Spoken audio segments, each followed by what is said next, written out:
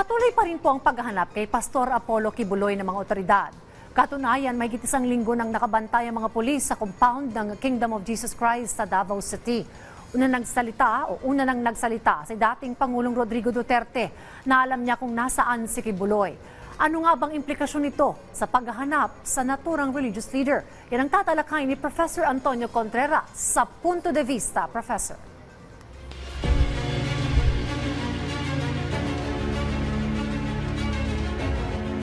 Maraming salamat at good morning sa inyo dyan lahat sa studio.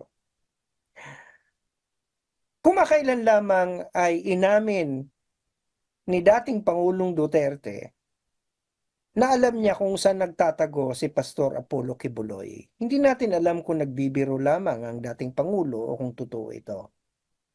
At nitong huli naman ay tinanong naman ang kanyang anak, si kasalukuyang Vice President Sara Duterte, tungkol kay Apollo Kibuloy at sinabi niya siya ito ay nasa langit.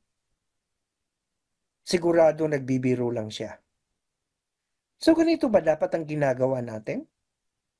Ginagawa natin biro ang isang seryosong bagay? Ayon sa batas, ang pagtatago ng isang kriminal o ang pagtatago ng isang taong tinutugis ng batas o ang pagtatago ng isang taong mayroong arrest warrant ay isa na ring krimen sapagkat ito ay obstruction of justice. Kung hindi nagbibiro ang dating Pangulo, malinaw na alam niya kung saan nagtatago si Pastor Apollo Kibuloy na kanyang kaibigan. Hindi ba dapat obligasyon niya bilang isang dating presidente ang makipagtulungan sa Estado para kung hindi man pasukuin ang kanyang kaibigan, ay magbigay ng impormasyon sa gobyerno kung saan ito pwedeng mahanap? Ito naman si Vice President Sara Duterte. Isa siyang opisyal ng pamahalaan. Bagamat nag-resign siya sa kanyang posisyon sa kabinete, nananatili siyang Vice President. At dahil dito siya ay kabilang sa gobyerno, hindi ba't siniseryoso niya ang arrest warrant?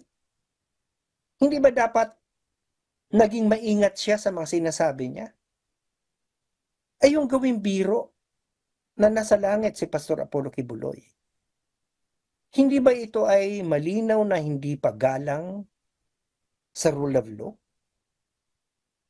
Alam naman natin na may hinampo o masamaan loob ng mga Duterte sa Administrasyong Marcos. Alam naman natin na kritikal ang dating Pangulo sa kasalukuyang Pangulo. At maging ang Vice President nagiging critical na rin sa dati niyang katandem sa Uniteam. Pero hindi ito sapat na dahilan para mawalang galang sila sa rule of law. Hindi ito sapat na dahilan na hindi nila kilalanin ang batas. Kaya ito ay isang malaking challenge sa mag-amang Duterte. Sana makipagtulungan na kayo sa gobyerno. Sa dating Pangulo, kung alam niyo po kung saan nagtatago si Pastor Apollo Kibuloy, kung pwede sana, kung sa tingin ninyo hindi niyo maatim na siya ay isuplong at makipagtulungan sa mga otoridad, ay tulungan niyo na lang ang gobyerno at pasukuin ito nang maharap niya na ang kanyang mga kaso. At kay Vice President Sara Duterte, sana naman po marunong tayo mag-distinguish kung ano yung pwedeng gawing biro at ganun gawing hindi. Sapagkat yung sabihin natin na nasa langit na si Pastor Apollo Kibuloy, parang pang-iinsulto yon sa mga agents of the law, sa mga otoridad, sa mga PNP.